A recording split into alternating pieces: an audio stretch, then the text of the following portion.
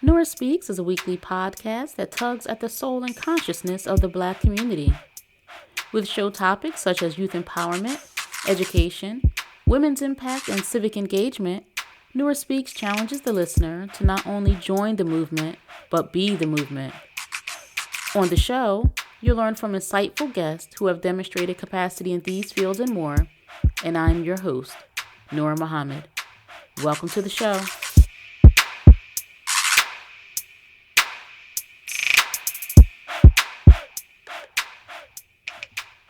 Welcome to another episode of the Nora Speaks podcast, and I am your host, Nora Muhammad. It is always a privilege and pleasure to be with you each and every week to have a conversation about issues that are impacting our community. On the podcast, we talk about not just issues or the problems, but we also talk about solutions and guidance to help us find our way out of the problems. And I'm grateful to have this platform, and I'm grateful to have your ear for the time that I have it. I do not take it for granted. As I said in the last episode, there's so much content that's streaming. There's so much content that you're being targeted for. And so for you to take time and lend your ear to the Nora Speaks podcast, I'm grateful.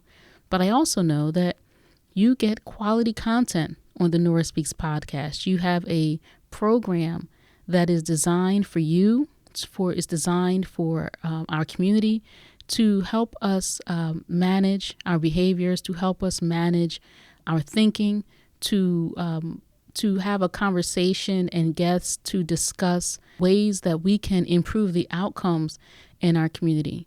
It is not enough for us to be those people that talk about the problems and use different words, different phrases to discuss the problems, but it is for us to identify them and identify solutions.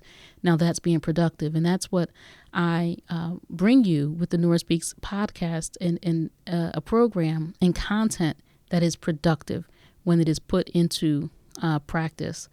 And so I'm thankful that you are with me in another episode, and there's so much that's happening, so much that's happening in the world. And it's important that we have these conversations. It's important that we, piece out the parts that are important to us, and we put the rest to the side so that we are not easily distracted, so that we're not distracted from unifying around those issues that are of most importance to us. And also it's important that we define our own narratives. And that's what you also get on the Nora Speaks podcast. We have to define our own narratives. For far too long, we have had media outlets emphasize what they think is important for us to think about, what is important for us to talk about. And they also try to create leaders for us to talk about those problems. But we have to create and define our own narratives.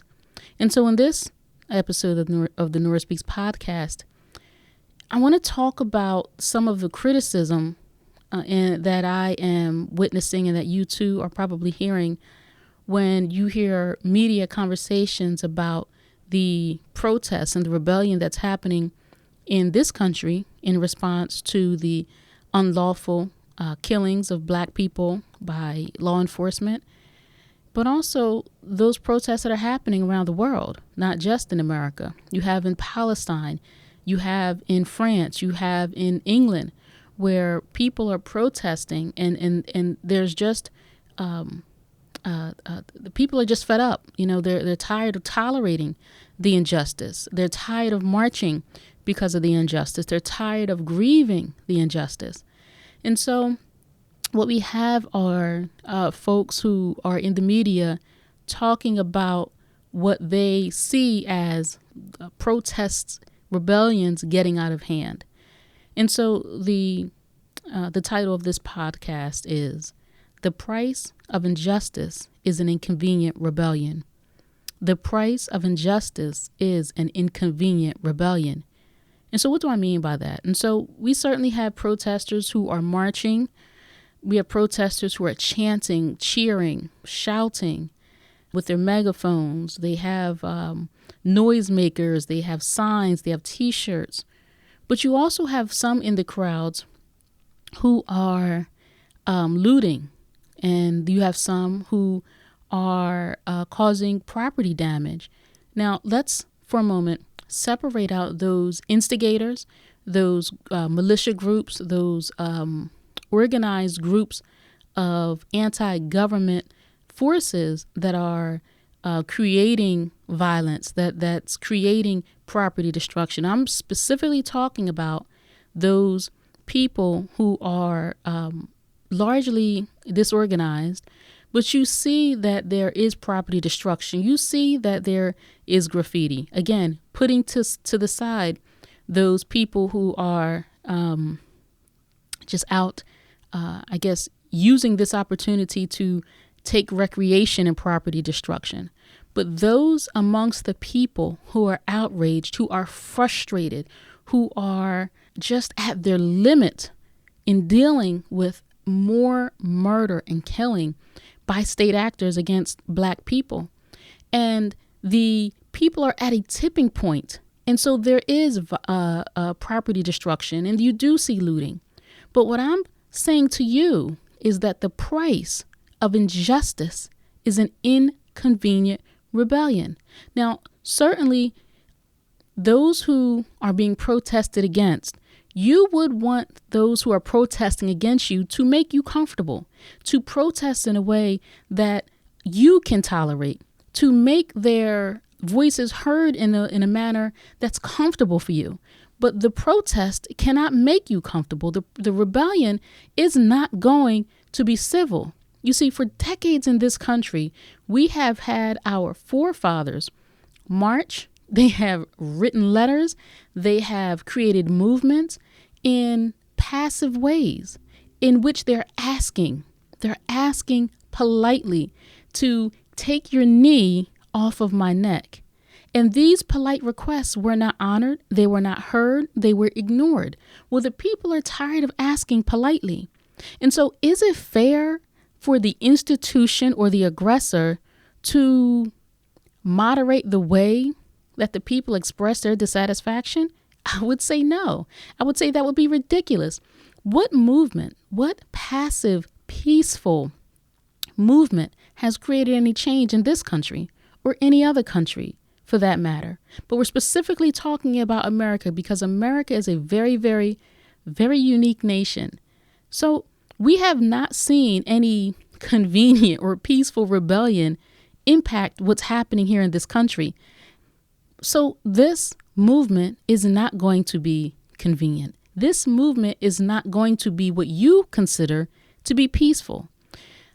So I think, and I reflect back to the bus boycott, and that was inconvenient. It wasn't just inconvenient for the American bus companies because they were losing money, but it was also inconvenient to the people who were boycotting the buses, where they had to go out of their way to maintain that movement for months and months and months. And they had the endurance to do so. It was convenient for everybody. It was inconvenient for the protester, and it was inconvenient for the institution that the protest was against. So don't you come after giving the people injustice and suggest that they're not protesting civilly. Well, the act that they're protesting against was not a civil act. And there has to be the phrase turnabout is fair play. There has to be a mechanism for the people to express their dissatisfaction against such vile, cruel, and inhumane acts that are not rare, that are not infrequent, but that are the rule here in America. The people are unhappy. And so the actor of aggression has to change what he or she is doing, or the people are going to continue in their protest, and it is going to be inconvenient, and it is going to be raucous, and it is going to upset you because the protest is made to upset you. You cannot tell the victim how loudly to scream ouch. And so I know that there are those of our people, Black people, who are witnessing what's happening in the cities, and there's property destruction, and there are fires that are being set. Now, I don't want my property to be destroyed. I don't want your property to be destroyed.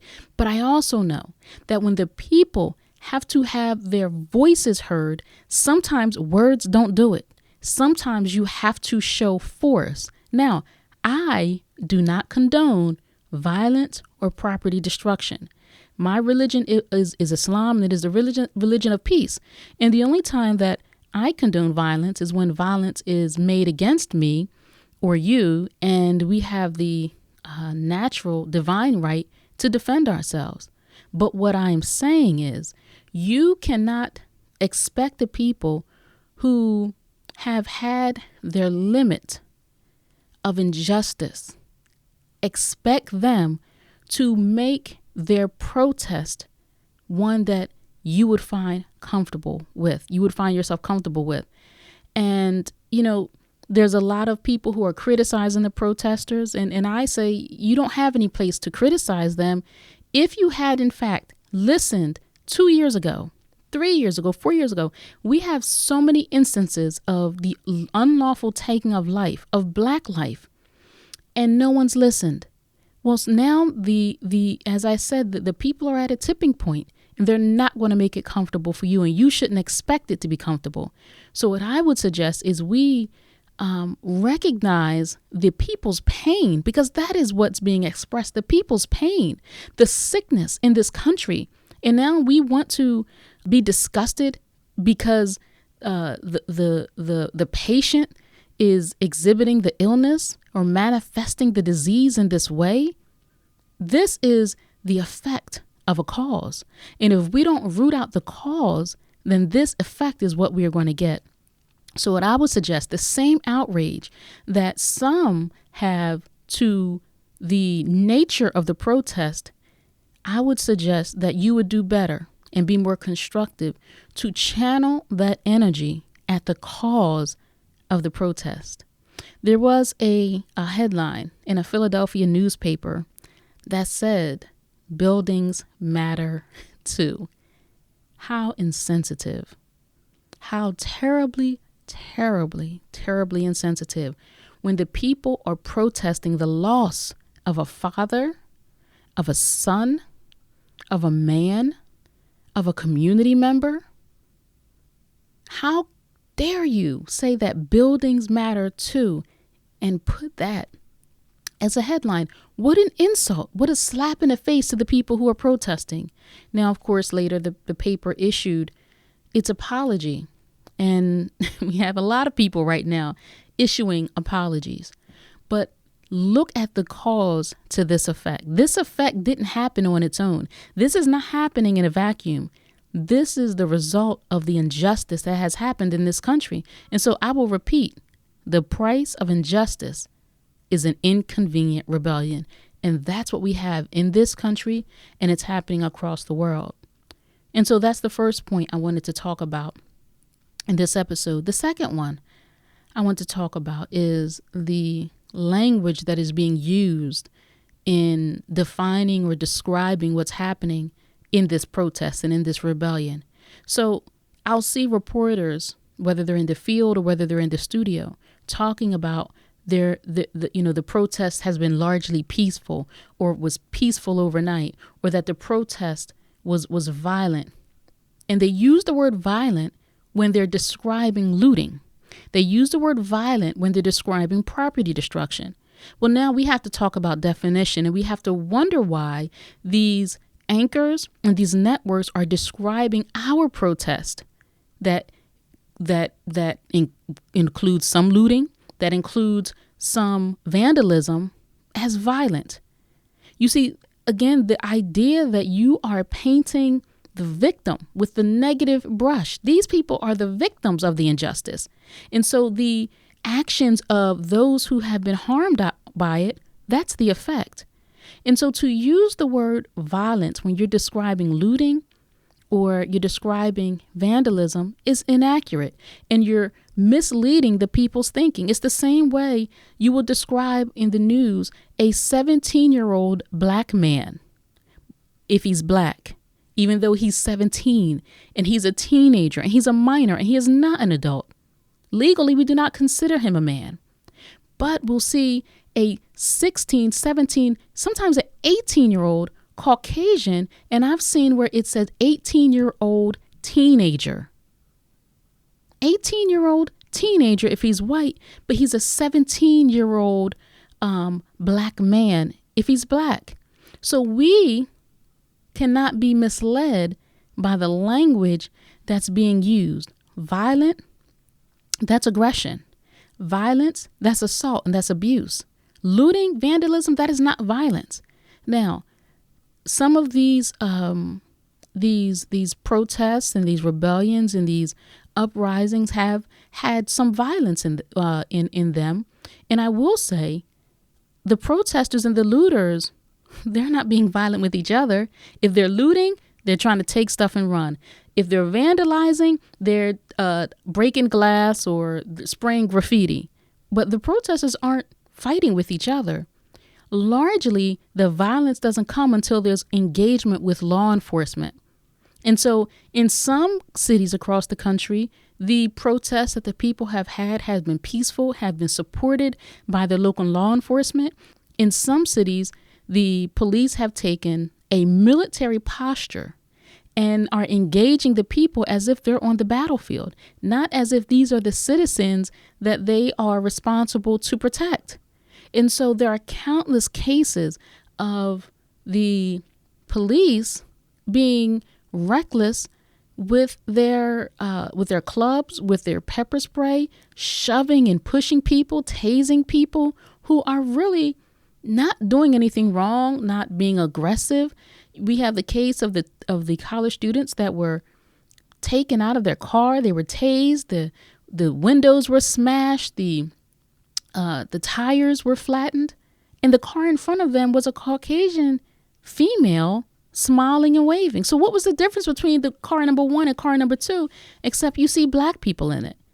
So we are responding to something, and we can't expect the response to be measured that's going to make us comfortable. But we also have to listen and recognize the language that's being used to define this rebellion, to define this uprising and this protest. Violence is aggression, violence is abuse, and violence is assault.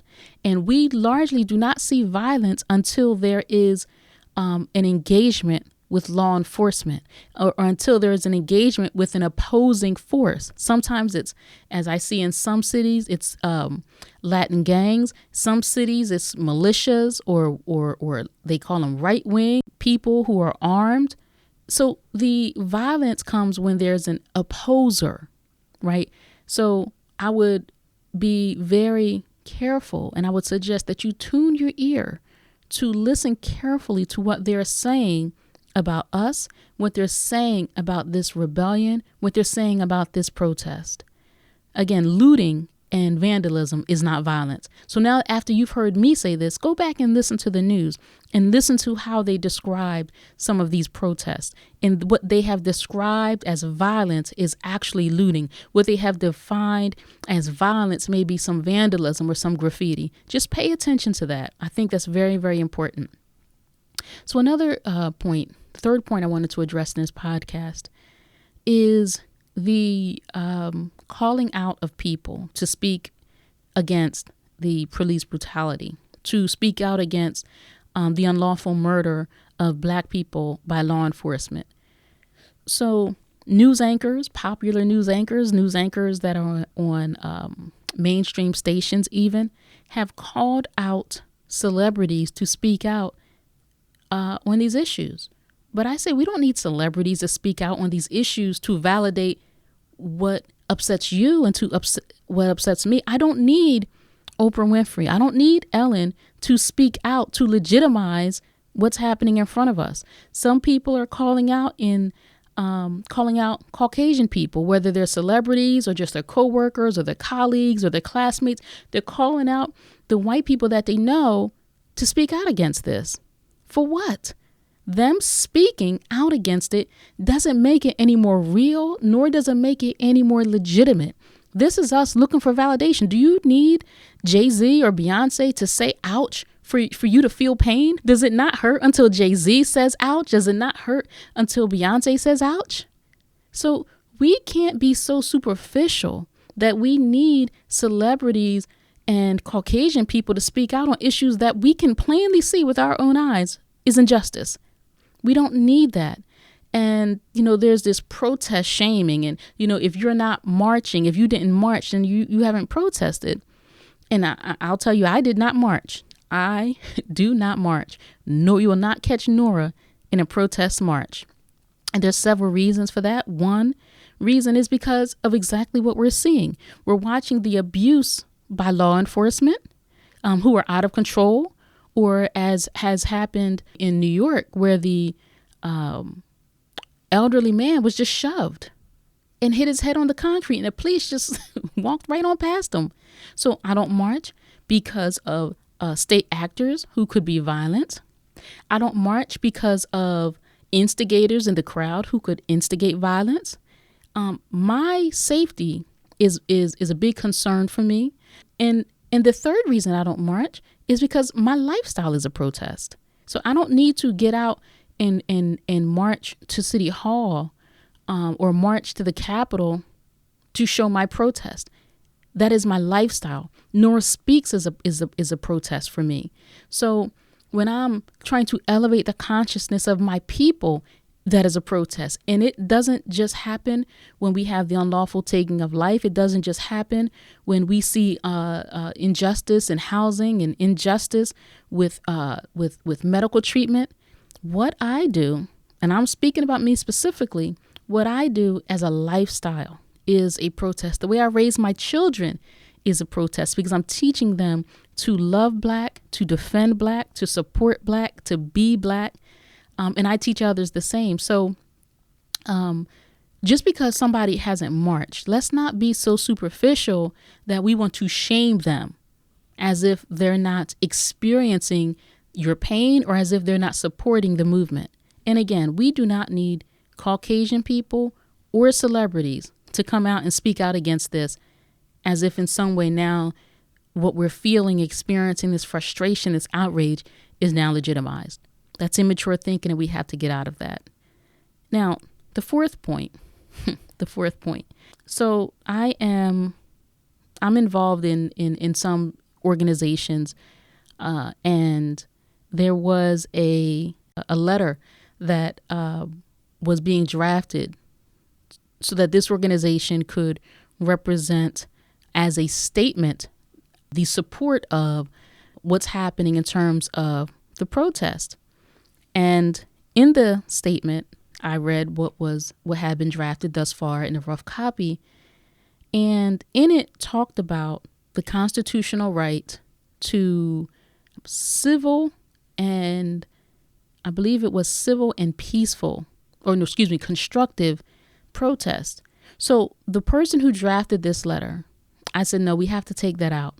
You cannot define how the people should protest, because now that is given definition to it, that is judging it.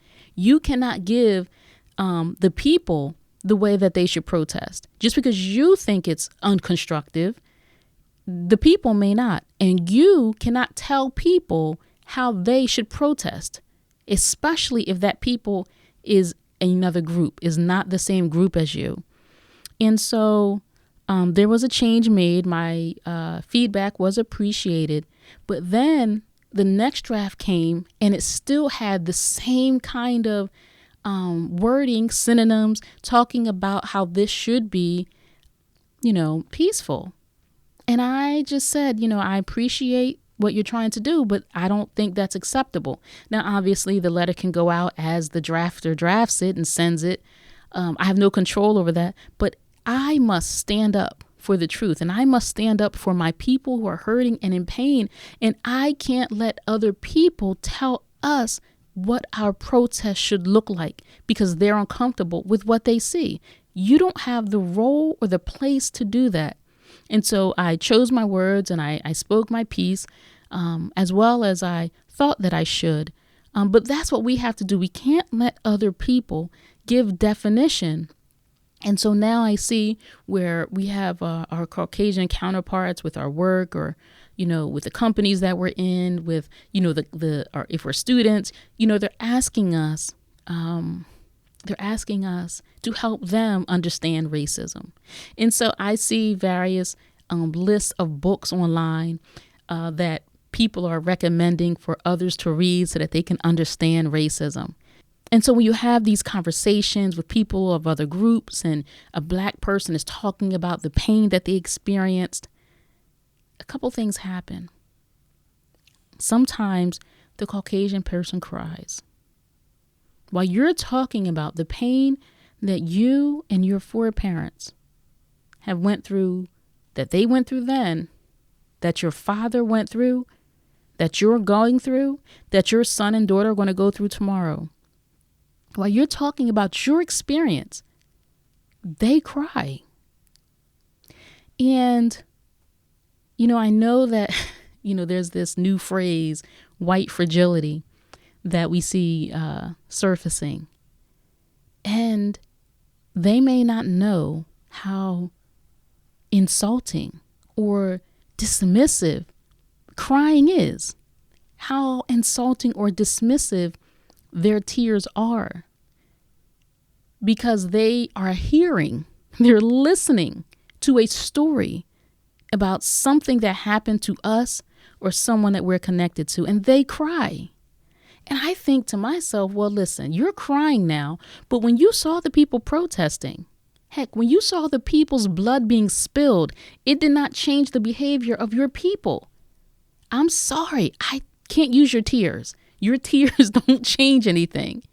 Now, if you want to go and write some legislature or support the legislation that's up that people who are conscious are trying to advance, then I appreciate your action. But we can't have any more tears. The tears are insulting. Our people are spilling blood. Our people are losing their lives, and you want to cry? And maybe it is just, empathy and feeling someone else's pain. But I have to say, it is just so insulting to me. I wonder what you think.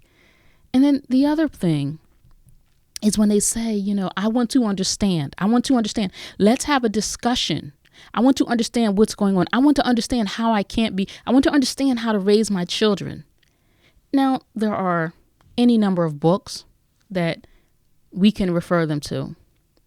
But what I would suggest is listen to what the people are saying. You don't need me because you have so many stories that have been told yesterday, 2 days ago, 3 days ago. You have the story of Trayvon Martin. You have the story of George Floyd. You have the story of Breonna Taylor. You have the story of Sandra Bland. You have the story of Eric Garner. You have the story of Philando Castile.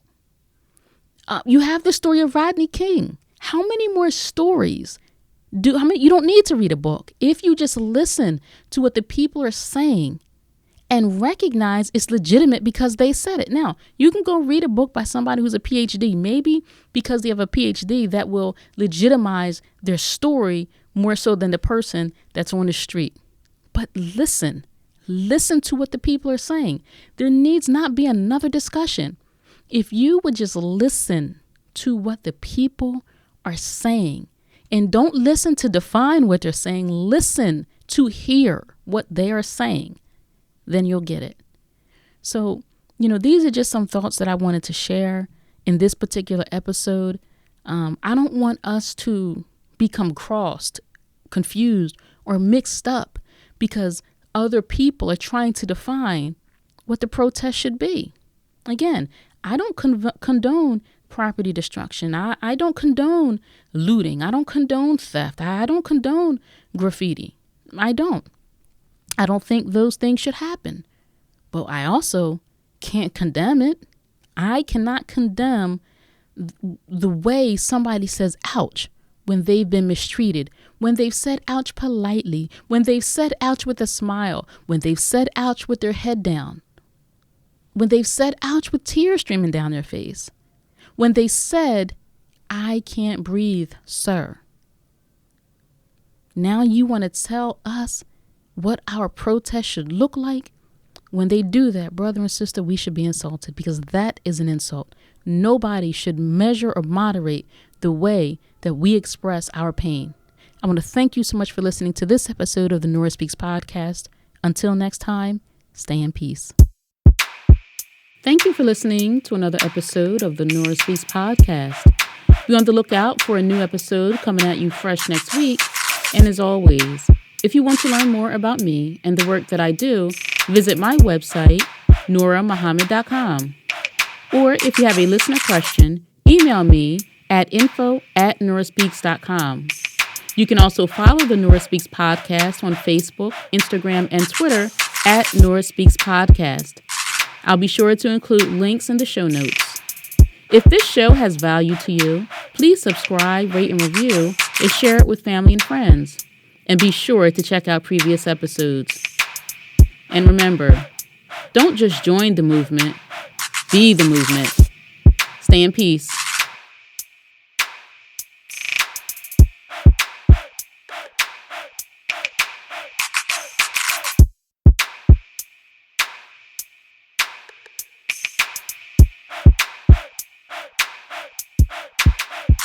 Thank you for listening to another episode of the Nora Speaks podcast. Be on the lookout for a new episode coming at you fresh next week. And as always, if you want to learn more about me and the work that I do, visit my website, norahmuhammad.com.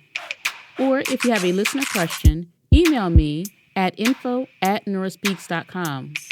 You can also follow the Nora Speaks podcast on Facebook, Instagram, and Twitter at Nora Speaks Podcast. I'll be sure to include links in the show notes. If this show has value to you, please subscribe, rate, and review, and share it with family and friends. And be sure to check out previous episodes. And remember, don't just join the movement, be the movement. Stay in peace.